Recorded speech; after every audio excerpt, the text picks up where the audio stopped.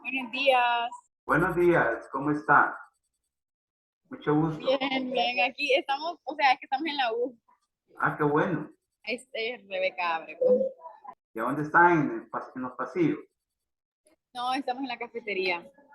Ah, ya, qué bueno. Es- Vamos a esperar más porque solo ustedes dos y yo estamos en esto.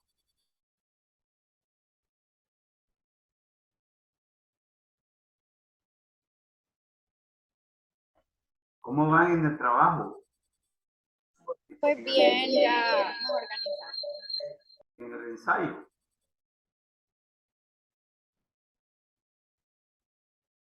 Voy a poner audífonos. ¿Está bien? ¿Cómo no? Eso. Te dieron un desayuno fuerte. Sí. Permítame que no lo escucho, licenciado. Mejor, Ay, creo que sí. te dieron un desayuno fuerte, le pregunté. No sé. Sí. Sí, o sea, tuvimos corto de anatomía. Ah, bueno. Dicen que son deliciosos los desayunos ahí, va. Las pupusas estaban buenas. Ah, vale. Solo que para ustedes no les conviene comer todos los días eso. No, no, no. No, es que hoy no traje desayuno, entonces por eso. Te lo digo profesionalmente hablando. Sí, sí, sí. Ay, qué poca afluencia tiene ahorita la clase, solo cuatro se han conectado. Es que como muchos tuvieron que venir, entonces están todavía regresando a la casa, porque el examen terminaba a las 9. Ah, no. Ajá. Pero generalmente ustedes mucho antes terminan las evaluaciones. Sí, pero ajá, hoy no sé, Ah, solo. Dice Alexia que si la puede dejar entrar. claro que sí, dígale. Entro. Ya entraste. Sí, ya. Mire, yo no sé por qué siempre hay gente que espera y yo he preparado la reunión para que entre todo el mundo. Sí, pero no sé, es como le digo, como algunos están ya regresando a sus casas y así todavía, No, vean, entonces. me refiero técnicamente, o sea que la computadora siempre tiene a la gente esperando. Ah, sí, sí, ya le entendí. Sí, no, no, no sé, qué raro. eh, pues sí, porque uno deja libre, pues. Como andamos en luz, nosotros no tenemos nada que andar ocultando, ¿verdad? Hay que, vamos a ver, apenas, quiero ver, somos cinco. No hay quórum, no hay quórum. Ya con seis iba, pero no hay quórum. Así que vamos a ver. Y mire, hay dos grupos teóricos de sociología, o no había. Sí, es que es sección uno y sección 2 creo. Quizás son bastantes ustedes ahora, Sí, sí, somos bastantes. serán unos 100. Sí, creo que somos 100 y dividido entre 50 y 50 las secciones. Sí, porque yo he contado 58 en nuestro grupo. 58 Ajá, es que algunos se han pasado a la de noche. horario. Ajá, no, o sea, Porque, sean de la noche se han pasado para la mañana. porque el grupo de la tarde es de 5 a 7. Pues, Sí, ajá, de 5 a 7. sí, yo ya es ahora y he trabajado, pero pues, sí es la hora de la cena, ¿no? Ajá, no, entonces ahora como que no vea. Y de la novela, no. No. Ajá, no, no, no, O de no. la serie, pues, de la serie. Sí, Pues, de la serie, ajá. ah, bueno, apenas tenemos 6. 7 acaban de incorporar ahorita. Pero qué bueno que usted está con cámara activa, Camila. Los demás no, Gracias. los demás no quieren. Ok, ahí está que, hola. Ella es Rebeca Ábrego, pero es que ella no se ha Ah, conectado Aquí soy porque licenciado, no pero, tiene o sea, internet. Ah, está comiendo aún. Ajá, igual que Rebeca Cáceres. déjame terminar el momento. Yo ayer me comí unas pupusas, pero No puedo decir nada. cuando voy a comer pupusas me acuerdo de ustedes, hombre. Sí. Pero no lo voy a escuchar. Porque yo no sé. Bien, ya somos 11. Entonces hoy sí ya vamos a tener que comenzar. Porque ahora 1 hora tenemos. Bien, muy buenos días a todos y todas. Vamos a continuar con la clase de este lunes. Un saludo de lunes, bendecido para este día. Y vamos a continuar con la clase, pues, porque es necesario. Bien, fíjense que el día jueves que tuvimos clase, estuvimos hablando de algo muy importante.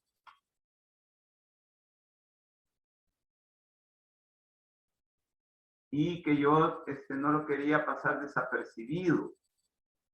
Es sobre los aportes de Augusto Comte, el fundador de la sociología. Pero además del fundador de la sociología, él habló otros asuntos, pues. Entonces, yo quería plantearles también a qué se refiere Augusto Comte con esta idea. Ustedes pueden ver aquí en esta diapositiva. Licenciado, ¿Sí? ahí están pidiendo los compañeros que si puede aceptarlos, por favor. Bueno, ya vamos a aceptarlos a todos. Ya los aceptamos. Ya entraron, ¿verdad?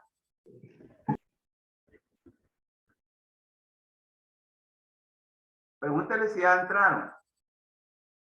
Sí, ahí entraron. Ok. Bien, entonces, bien. Entonces, no quería pasar desapercibido este planteamiento porque es necesario que a ustedes les quede claro a qué nos referimos. Pues. Porque aquí dice, el centro de gravedad de su doctrina es la ley de los 3 estadios, ya formulada en las obras de su juventud. En ella se contiene la crítica a la religión y a la metafísica y la declaración o proclama de su positivismo. Recordemos que Comte es el creador, es el responsable, pues, de esa tendencia filosófica llamada positivismo. Y que en su oportunidad, yo les aclaré que también a qué nos vamos a referir en términos filosóficos al positivismo. Si hay alguna duda, sería bueno que también este día aclaráramos de una vez por todas. Ahora bien, yo quería esta mañana explicarles qué es eso de la ley de los 3 estadios a la que se refiere Comte. Y que también se le llama en algunos documentos, se le llama la pirámide del conocimiento. Y que es la pirámide, es la mejor forma de poder explicar a qué se refiere Comte a esa ley de los 3 estadios. Entonces yo quise pues como exponerles a qué se refiere a esa ley de los 3 estadios, porque en realidad si uno muchas veces no explica algo en una forma esquemática, difícilmente quizás podíamos, como dicen, agarrar el mensaje. Entonces yo he hecho una pirámide también, ¿sí? Porque así también se plantea en muchos documentos que se refieren a Augusto Comte para explicar la ley de los 3 estadios.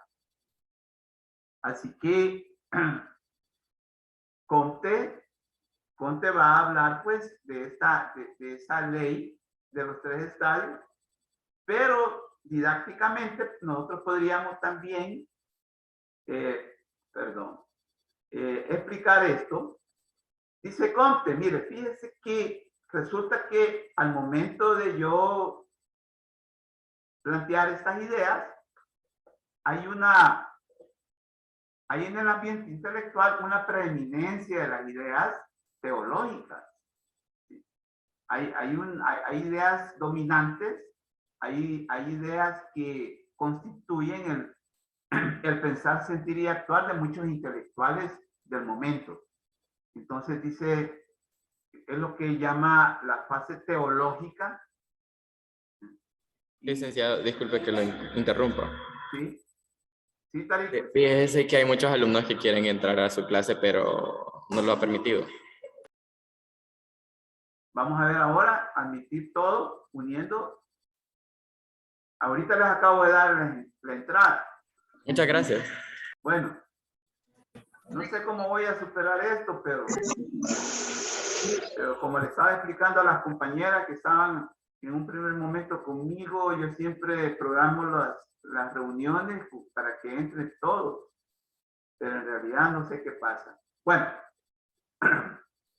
tomando el hilo del discurso, Comte decía que había una preeminencia de las ideas teológicas al momento de que él quería hacer pues toda esta propuesta.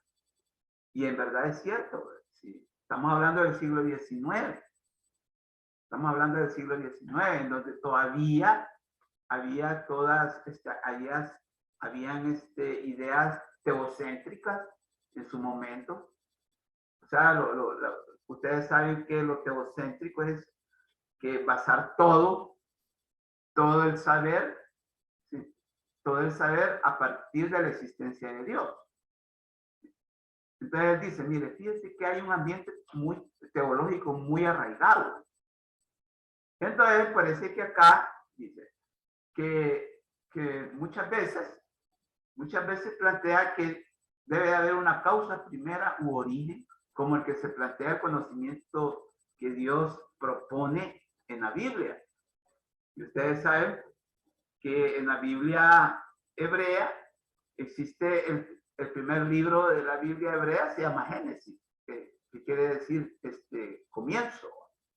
Entonces, a partir de esas ideas, pues es que ha habido una producción intelectual. Pero resulta que hoy estamos llegando a un nivel de desarrollo de la tecnología y de la ciencia en aquel entonces. Estoy hablando como que si Comte estuviese hablando. Entonces hay que romper con estas ideas teológicas, ¿sí? Y entonces, pero como este es procesual, vamos a ver de que resulta que de las ideas teológicas hubo una fase a la cual el conocimiento se tuvo que enfrentar también con las ideas metafísicas. Entonces, las ideas metafísicas también para Comte no era suficiente como para poder lograr el conocimiento real, porque de eso se trata, pues. Ustedes saben que en la realidad existen conocimiento aparente, ¿sí? Y ese es el problema de la realidad, del conocimiento de la realidad, que tú o usted muchas veces puede nada más llegar al contacto del movimiento aparente, pero de lo que se trata es de llegar al movimiento, al conocimiento real de la realidad. Entonces decía, estamos asumiendo lo que pudo haber dicho Comte. Bueno, mire, fíjese que también esta fase metafísica tampoco sirve para llegar al movimiento real o al conocimiento real de la realidad. Entonces, por lo tanto, si vamos a romper con ese arraigo teológico, también hay que romper con este arraigo metafísico del conocimiento, que no le importa la esencia, ¿sí? La esencia de las cosas. Y sí, y solo sí, se va a llegar al conocimiento real de la realidad solo cuando se llegue a esta fase, la fase positiva. ¿Sí? Esta fase positiva en donde vamos a encontrar que la realidad, la naturaleza, el pensamiento y la sociedad se rigen bajo leyes. Bueno, Licenciado, perdón que lo interrumpa, pero están esperando, una compañera está esperando para entrar. Bueno, vamos a ver. Acabo de darle entrada. ¿Entró? Sí, ahí entró, gracias. Bueno, entonces, dice Comte, entonces, esta fase, la fase positiva, es en realidad la que nos va a dar la solución al problema. Si todo conocimiento que aspira a ser científico tiene que llegar a esta fase, a la fase positiva. Porque ahí es donde vamos a encontrar a las leyes que rigen. A las leyes que rigen el movimiento, la articulabilidad y la direccionalidad de algo. Entonces, en este caso, pues va a decir Comte, las únicas, en aquel entonces, estoy hablando del siglo XIX, las únicas ciencias que han llegado a esta fase van a ser la biología, ¿sí? La biología, ¿sí? La psicología, la fisiología, etc. Entonces dice, yo me propongo fundar una ciencia de la sociedad, pero que aspira también llegar a este nivel, al nivel positivo, a esta etapa positiva. ¿Sí? Entonces aquí estaría explicado esa ley de los 3 estadios. Esa ley de los 3 estadios, que por favor tómenlo muy en cuenta a la hora de analizar. Este quizás sería como un punto de examen.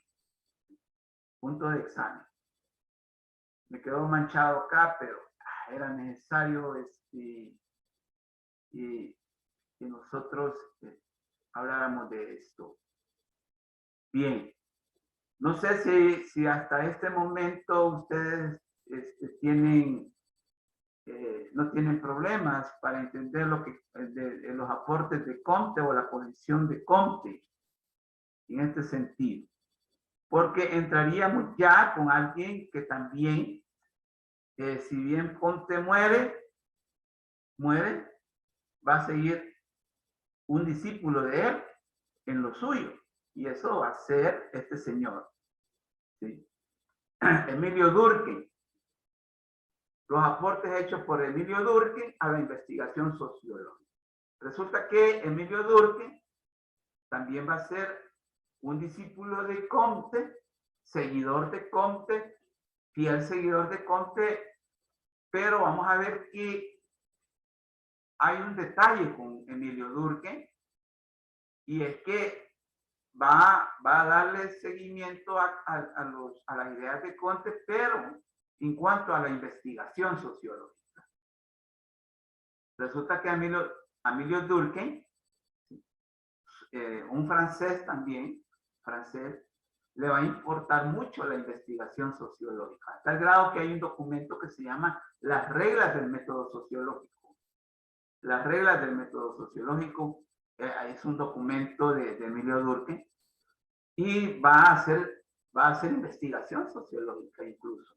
Porque, por ejemplo, además de ese documento que se llama Las reglas del método sociológico, vamos a encontrar un documento ya práctico, concreto, en donde él hizo investigación sociológica.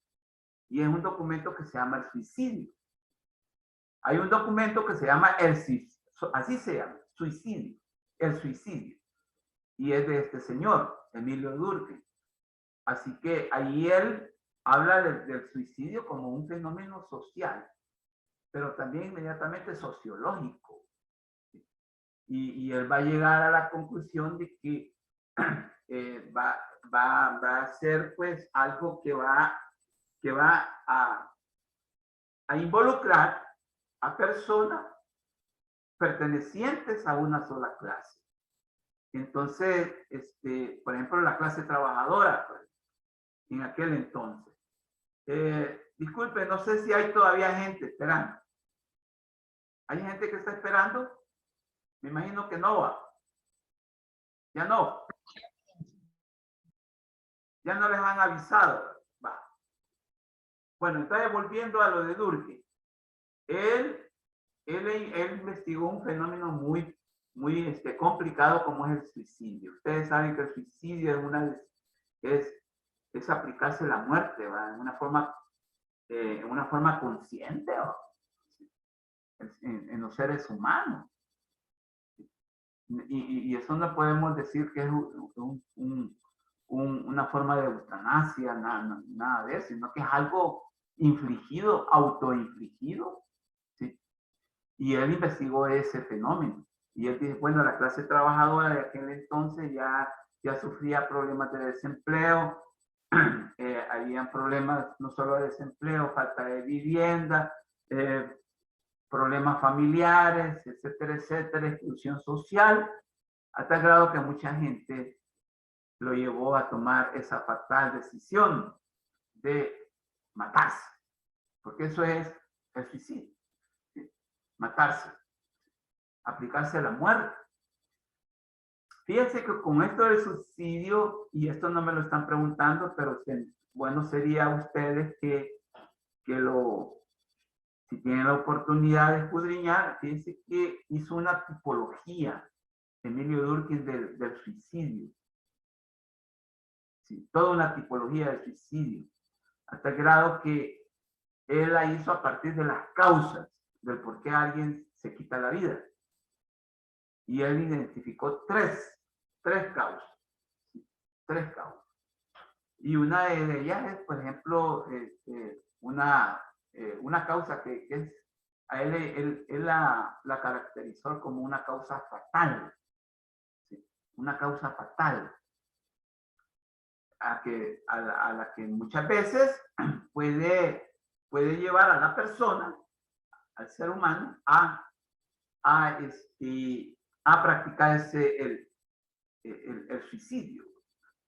Pero, ¿qué causa fatal nos estamos refiriendo? Por ejemplo, la ruina económica. ¿Sí? La ruina económica, la desesperanza, ¿sí? No encontrarle sentido a la vida, que es lo peor que le puede suceder a un ser humano.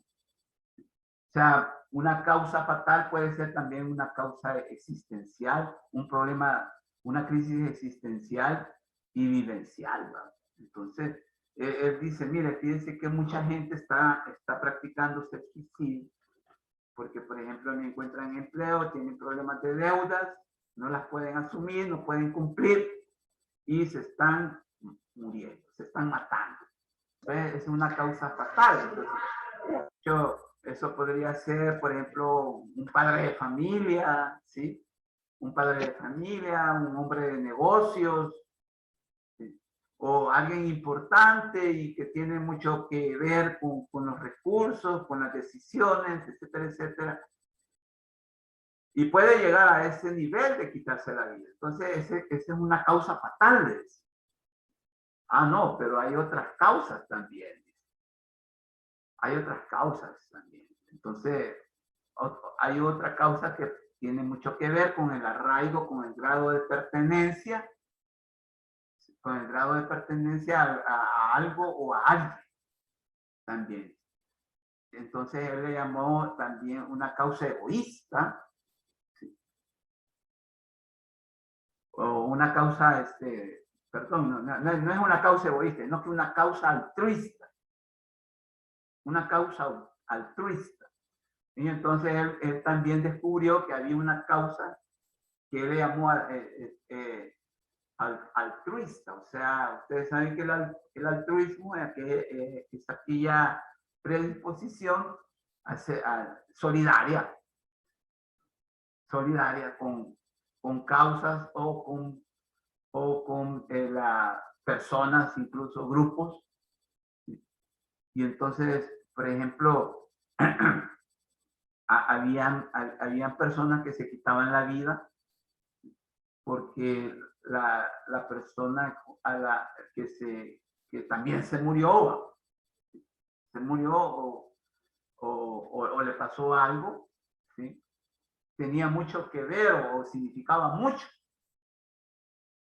Entonces, ahí como que entra en juego el grado de cohesión o el grado de pertenencia, repito, que uno puede tener.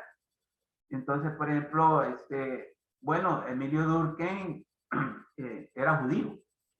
Entonces, él veía que en su etnia, en su grupo étnico, había mucha gente que se quitaba también la vida, ¿sí?, por causas étnicas. Entonces, por el arraigo al grupo, ¿sí?, por el arraigo al grupo. Es lo que hoy en los tiempos modernos podría ser de que, por ejemplo, alguien bien famoso se muere. ¿Sí? Ya sea que, por ejemplo, un artista, por ejemplo, un cantante, ¿verdad? Pongamos un ejemplo, un cantante, que se quita la vida, entonces los seguidores o los fans también se quitan la vida. Entonces, por solidaridad, se quitan la vida. Imagínense, qué complicado, ¿va? Porque, pues sí, solo porque se murió mi dirigente, mi inspiración, si usted puede, yo también me voy a quitar la vida. Es como ser algo muy frágil, una fragilidad espiritual, mental, si usted quiere también. Mente, o sea, tener una mente muy débil también. Entonces, Durkheim va a decir, fíjese que hay causas también de ese carácter. Complicado, porque imagínense qué frágil es la gente, que por esas causas también se puede llegar a quitar la vida. Entonces, él le llamó el suicidio altruista. Y el anterior que les estaba explicando, que era por causas bien fatales, como sería la ruina económica, la ruina material, que también le puede ocurrir a cualquier ser humano. Tenga dinero o no tenga dinero. Ojo con esto. Entonces también puede llegar a quitarse la vida. Eso le llamó también, ojo, le llamó también el suicidio fatalista. Pero hay una causa también que puede dar lugar al suicidio. Y es por causas meramente personales, en cuanto a que, por ejemplo, tiene que ver mucho con lo que es una actitud de orgullo o de arrogancia, ¿sí?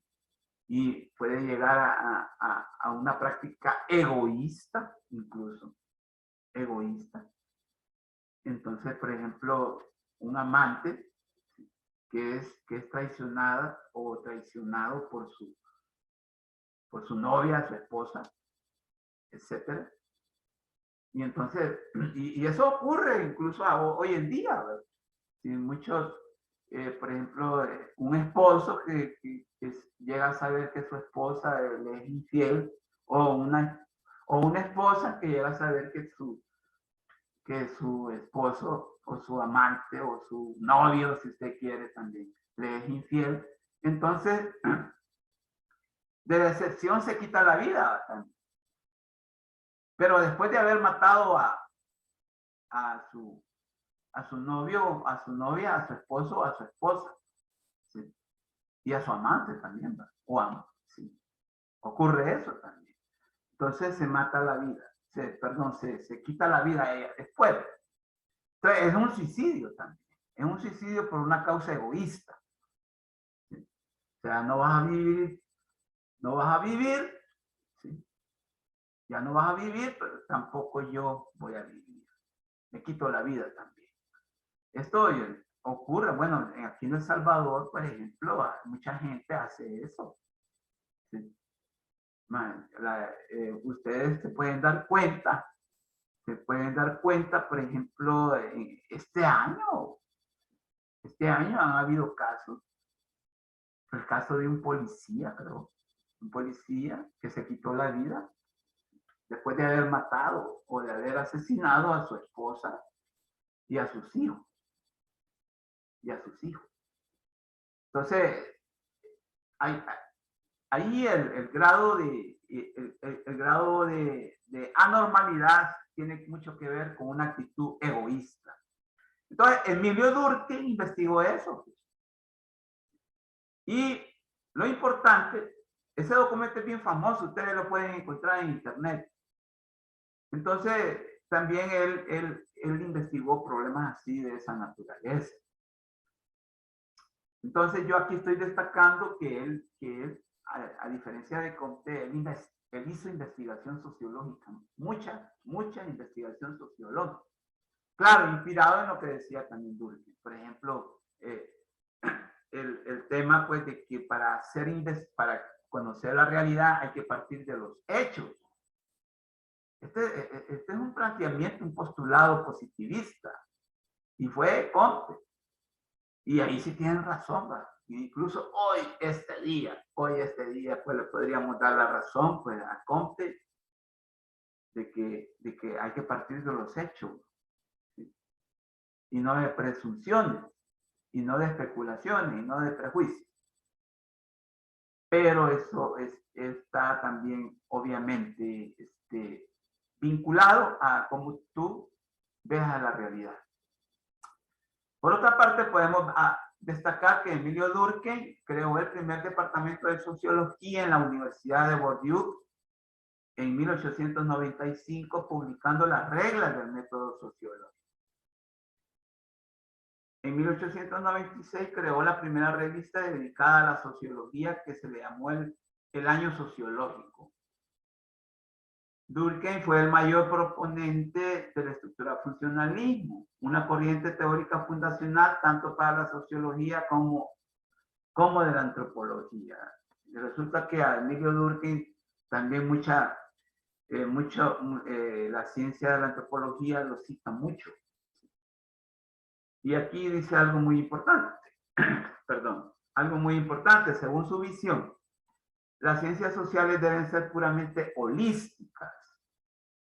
¿Qué quiere decir esto de holístico? O sea, integrales, totalizadoras, abarcadoras. Esa es la noción de holística o de lo holístico. Esto es, la sociología debería de estudiar los fenómenos atribuidos a la sociedad en su totalidad, en lugar de centrarse en las acciones específicas de los individuos. ¿Sí? Eso es con respecto a Emilio Durkheim. Si tienen alguna pregunta con lo de Emilio Durkheim, sería bueno que la hicieran. Bueno, aquí están los aportes hechos por Karl Marx también. Karl Marx a la sociología y a las ciencias sociales. Aquí hay un detalle que hay que destacar con Karl Marx. Él no fue sociólogo, no era sociólogo. A diferencia de Durkheim y de Comte.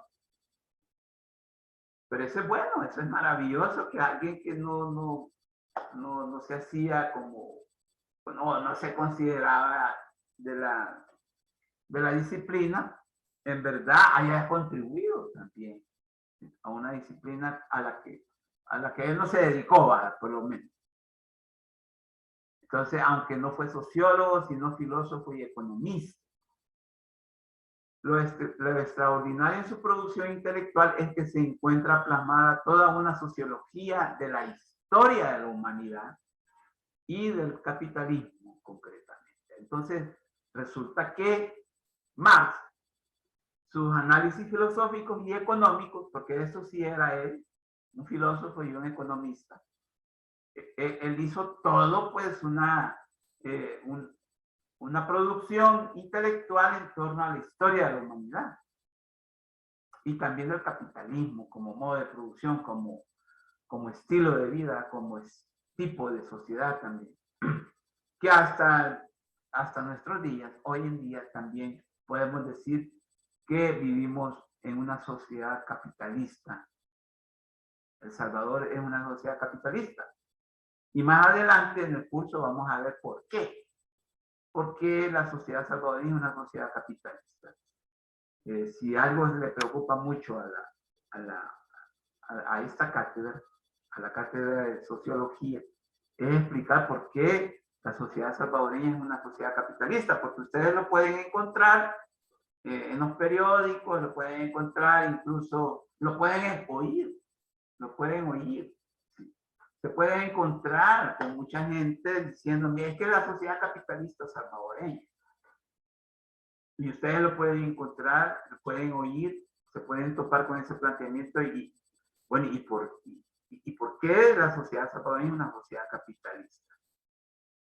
Eso sí nos vamos a detener como en dos temas, ¿sí? En dos temas para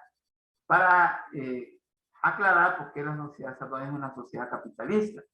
Ahora bien, pero volviendo a este señor, Marx hizo una producción intelectual muy fructífera sobre la historia de la humanidad y del capitalismo. Y ahí, en esa producción es que se encuentra toda una sociología. Maravilloso, eso es bueno. Eso es bueno. Eso es lo mejor que le puede suceder a alguien que sin aspirar en una forma bien específica, sin aspirar a contribuir a una disciplina, uno contribuye. Y ahí puede estar como el fruto es tan bueno. El fruto es tan bueno que también contribuye a otros sectores o a otras formas de conocimiento. Así dice. ¿Cómo? Entre sus aportes a la sociología se destacan el concepto y la categoría de lucha de clases, el cual configura una explicación o lectura del movimiento de la sociedad, en el sentido de que los seres humanos en determinadas condiciones históricas entran en relaciones sociales, las cuales los hacen diferenciarse en clases sociales, en donde cuajan los intereses y necesidades materiales y espirituales para hacerse conscientes de un pensar, sentir y actuar.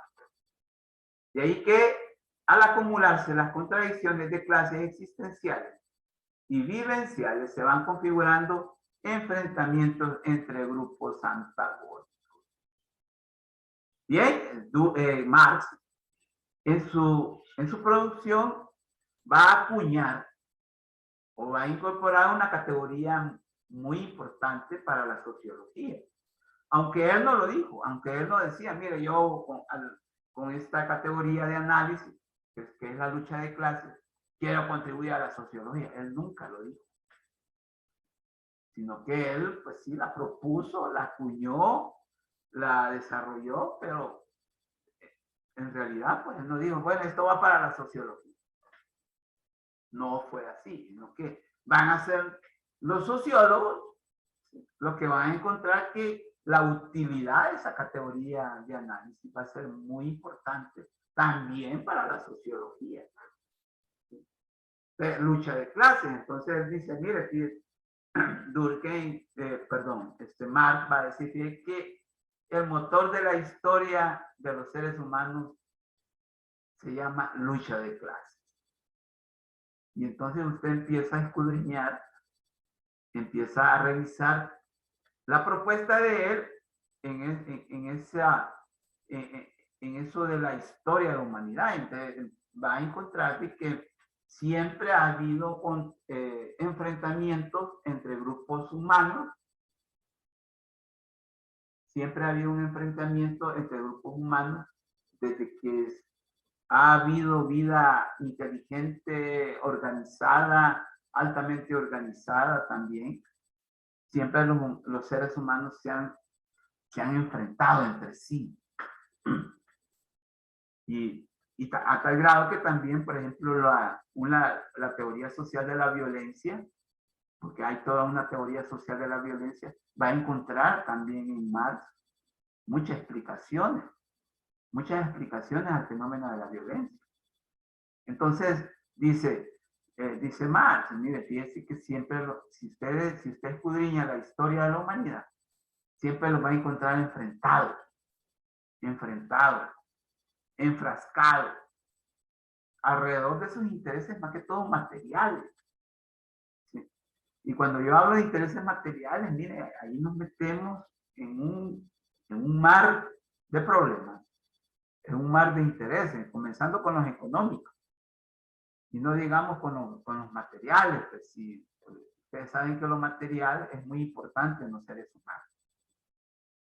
Ojo con eso, aunque no debería de ser así, ¿o? Pero quiera sí o no, lo material incide mucho en la vida. Ojo con eso. Entonces, Marx va a decir, mire, fíjense que esto le llamo yo lucha de clase. ¿Por qué va? Porque vamos a ver que esos grupos humanos no pertenecen al mismo modo de ser, pensar, de ser y de pensar y de sentir. No van a pertenecer a las mismas. Siempre sus condiciones de vida van a ser distintas. Entonces va a decir, mire, por ejemplo, en el capitalismo, siempre vamos a encontrar a los obreros y a los dueños de los medios de producción, llámense empresarios, ¿sí?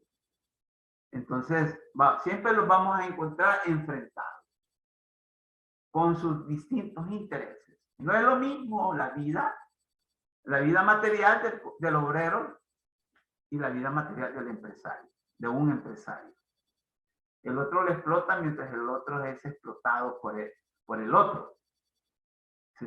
Ojo con eso. Entonces siempre va a haber una controversia, va a haber un enfrentamiento en torno a qué? A lo material. Por ejemplo, ¿qué es lo que le importa mucho a los trabajadores? Les importa mucho su trabajo, su salario, por ejemplo. Acordémonos que el salario es la expresión monetaria o dineraria de nuestra fuerza de trabajo, o lo que muchos llaman mano de obra. Entonces usted ejerce un trabajo, ¿sí? O sea, su fuerza física y hasta mental también, porque ahí va involucrado lo mental. El desgaste de su fuerza física, el gasto de fuerza física y el gasto de fuerza mental es retribuido o pagado por un salario. Que el salario es eso. Entonces, ¿qué es lo que le va a importar a los trabajadores? Su salario. Porque es empresar el que les va a permitir a ellos vivir o sobrevivir también. La vida. Ese por el lado de los trabajadores. En cambio, vamos a encontrar también el lado de los empresarios.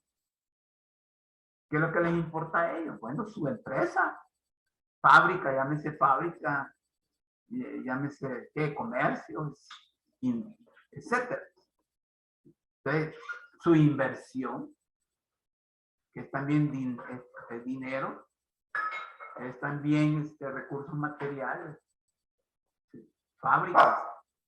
Una fábrica vamos a encontrar. Entonces, eso le importa también al empresario. Entonces, en torno a esos intereses es que va a haber un enfrentamiento. El empresario que no paga buenos salarios o justos va a tener problemas. Va a tener problemas. Y el trabajador que no recibe o no gana salario justo también va a enfrentarse. Ahí comienza lo que dice Marx de la lucha de clases. Y en determinado momento, ¿sí? Por eso que él habla de determinadas condiciones históricas. ¿Qué son las condiciones históricas?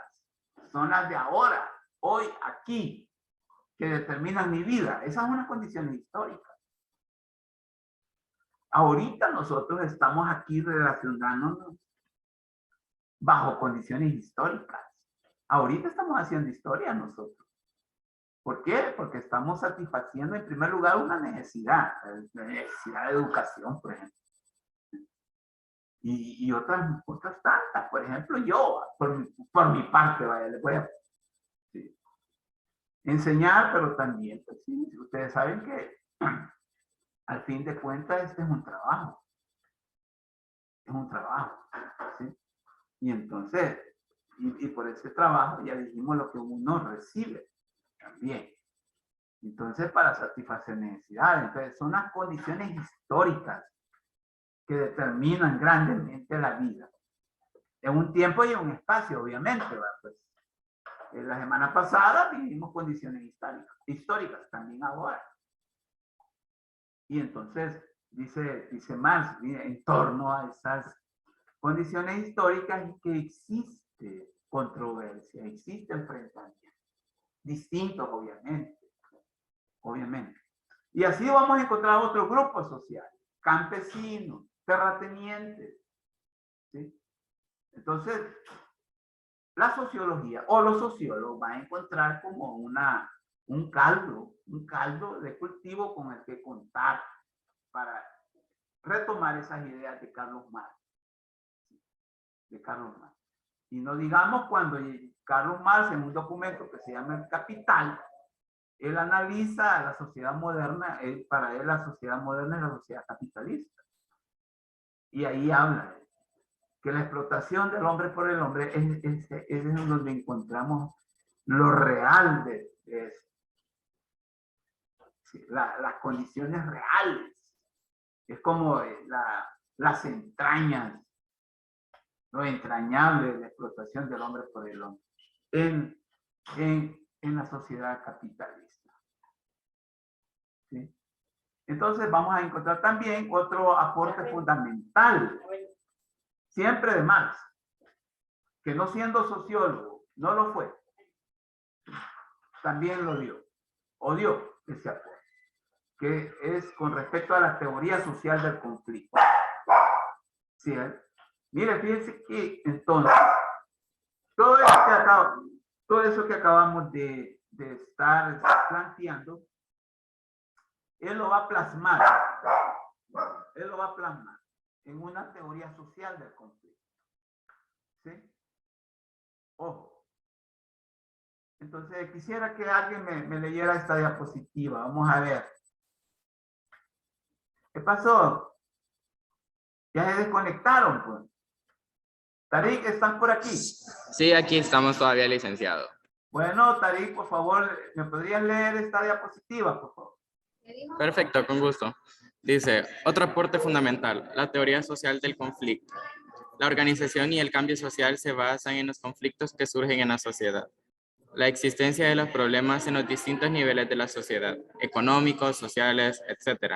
Inmediatamente se explican a partir del principio de contradicción que se configura en la hondura de la existencia de ellos y que por lo tanto albergan las condiciones materiales y espirituales, ellos mismos, para que posibiliten los cambios revolucionarios cuantitativos y cualitativos. Muchas gracias.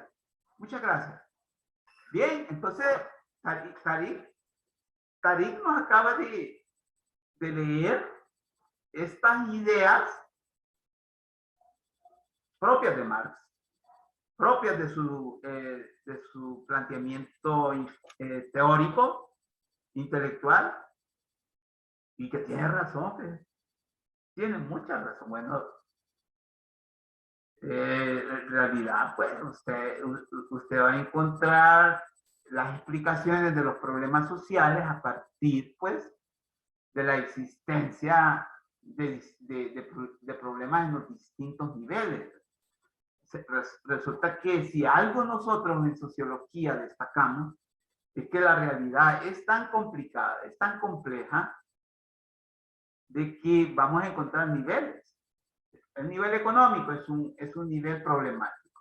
El nivel social es otro nivel problemático. El nivel político, otro nivel problemático. El nivel cultural también. El nivel ideológico también. ¿Sí? El nivel ambiental, ecológico también. Entonces, fíjense cómo estoy yo hablando de la realidad, hablando por niveles, y esto es algo que Marx lo propuso, y entonces nosotros como sociólogos lo estamos retomando incluso. Porque no es lo mismo que yo hable, ¡ay, que la realidad es! Pues sí, pero explíquelo. ¿Usted quiere hablar de la realidad? Explíquelo. Ah, pero ¿cómo lo voy a explicar? Mire, si a mí la realidad se me presenta como un todo caótico. Es como que yo vaya ahorita al muelle del Puerto de la Libertad y vea el mar, ¿va? Y me pongo a ver el mar y veo cómo las olas vienen y se van es un todo caótico. Entonces, ¿cómo me explicaría? Ese todo caótico. Entonces va a venir la teoría social del conflicto y mire, fíjese que va, como dijo Tarimba, la existencia de los problemas en los distintos niveles de la sociedad. ¿Sí?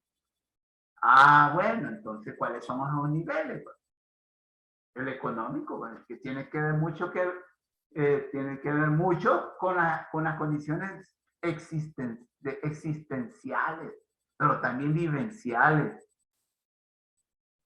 Imagínense la gente cuando les quitan el empleo, por ejemplo. ¿Cuál es la incertidumbre en que cae la gente cuando son cesados de sus trabajos? Se quedan sin empleo. Imagínense qué complicado es una situación de esa. Por ejemplo, ustedes, cuando, y aquí hay que hablar como dicen, una verdadera entraña, que al graduarse de licenciado en nutrición, ustedes, algo muy primordial es encontrar un empleo para ejercer su profesión, Entonces, porque sus necesidades materiales, también espirituales, van a encontrar como un fundamento para poderse satisfacer en un empleo.